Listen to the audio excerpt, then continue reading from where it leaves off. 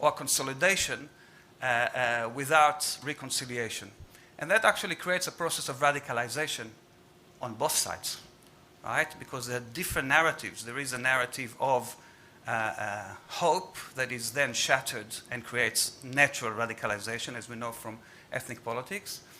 And there is also the continuing narrative of holding on to the whole land, which is told all the time by the actions of the Israeli governments, all governments, left and right governments. Of course, there are differences between them, but nonetheless, all of them continue the land policy, land institution, and the settlement. And here I might add, it works on both sides of the Green Line. While most of the attention is usually on the West Bank, Gaza, and as a person that I work there a lot, of course, it's very important. But let us not forget that there is an ethnic conflict, profound ethnic conflict within Israel. There is a Palestinian minority within Israel, amounting to 18% of population. It's an indigenous group. That is, they were there, they just stayed, and the settler state came and profoundly dispossessed them. And yet they are citizens in a formal democracy, so they have more political clout and more economic clout than their Palestinian brethren. It's another dimension of the conflict, and I'll elaborate on it a little bit, that it creates different types of citizenships under the same regime. So one of my main arguments that under these stalemates, actually we are developing a process, a very dangerous process, that I call it creeping apartheid. That is, we have different types of citizenship, huge amount of population, up to 40%, that actually are disenfranchised under this regime, are not even able to exercise political power. Another groups of population have very minimized or second-class citizenship, and that is very unhealthy. On top of it, my argument goes, in the last 10 years, there is rapid liberalization of the economy. What some people call in the literature neoliberalism. That is fast privatization, withdrawal of the government from many welfare programs, something that brought last year into the streets of Israel hundreds of thousands of people, tent cities, and what they call in Israel a social protest. What it does actually, it actually increases the gap and the tensions between the groups, because typically, anywhere around the world, privatization increases the gaps, widens the gaps between the rich and the poor. And in Israel, Palestine, the rich and the poor are also ethnically defined, by and large. So liberalization and privatization has created added tension and have added to the situation, aggravated the situation of separate and unequal. And separate and unequal, we know it's not sustainable.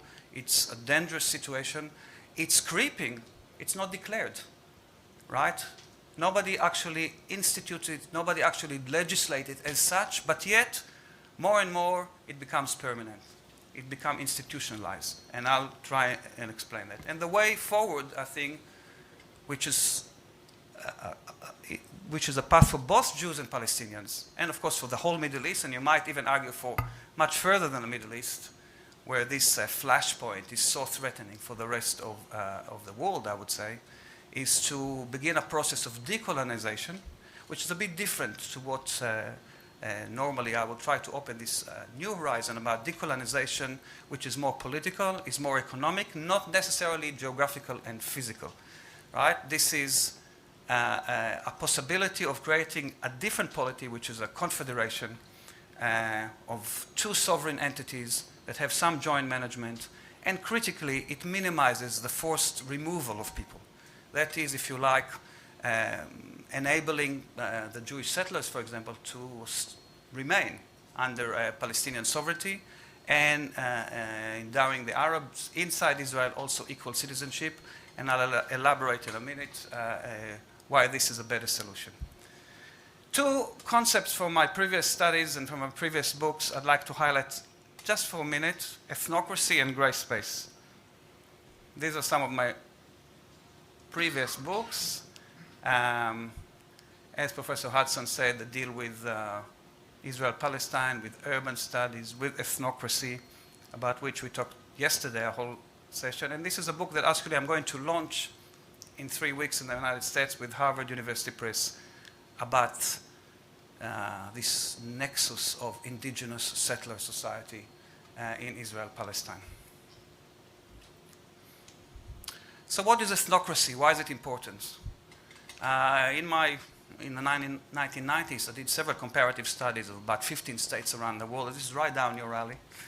And found that from this very elaborate literature about regime types, democracy, theocracy, dictatorial regimes, authoritarian regimes, all these different variations that political scientists study so well, there's a missing link.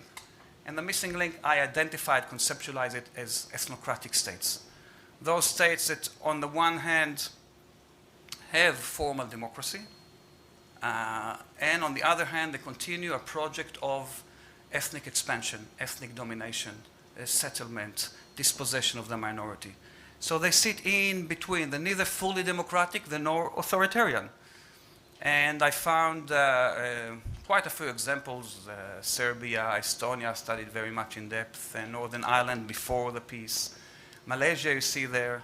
Spain before the change in Spain. Sri Lanka very much. Cyprus before the partition. Lebanon.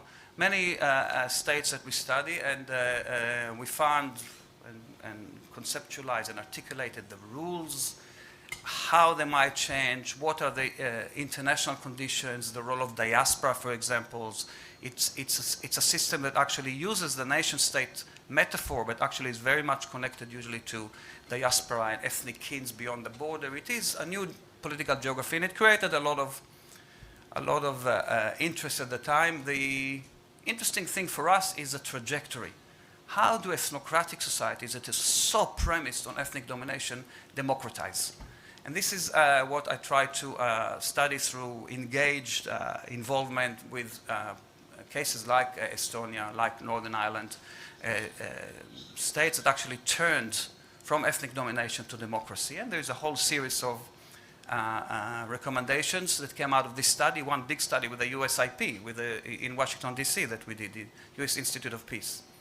And a key point here on all of them was the land system, to which we return. The land system has to reform. The land system has to move away from a hidden tool of domination to what it's possible to do, to have it as a tool of redistributive justice, of actually redressing historical wrongs. It has a possibility to do both.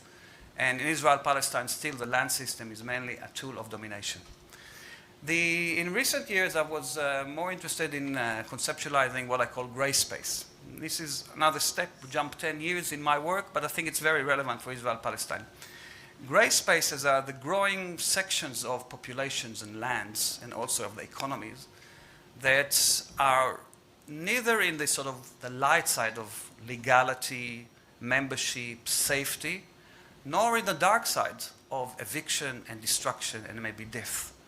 And this is a long debate in political philosophy, between the Habermasses of the world that believe that democracy, full democracy is right around the corner, Fukuyama, etc., or Giorgio Agamben and the French philosopher that think we're all on our way to a concentration camp, right? There is a debate in the political science and philosophy about that. I say neither hit the spots.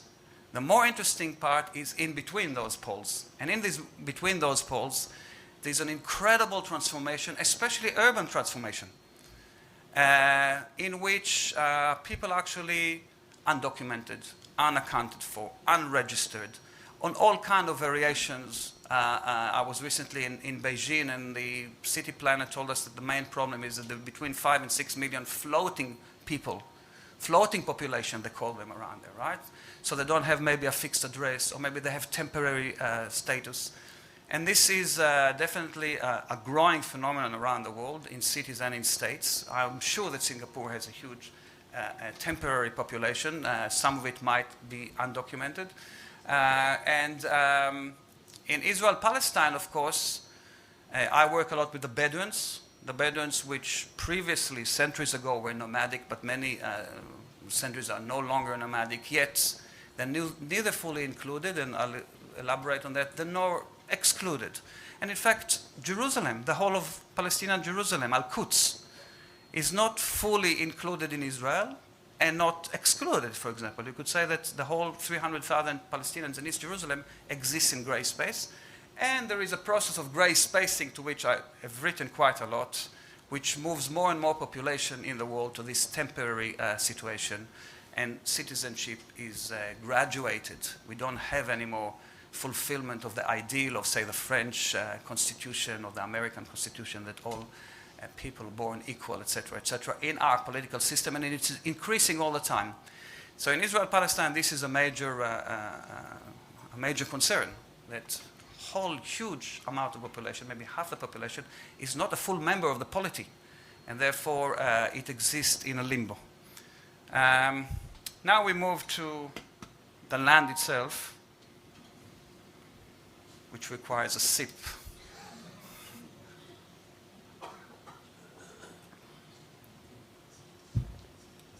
So this is Israel-Palestine, which is featured in hundreds and thousands of logos and symbols and jewelries, and it's what we call in geography a geobody. It became a shape that is now an entity in itself.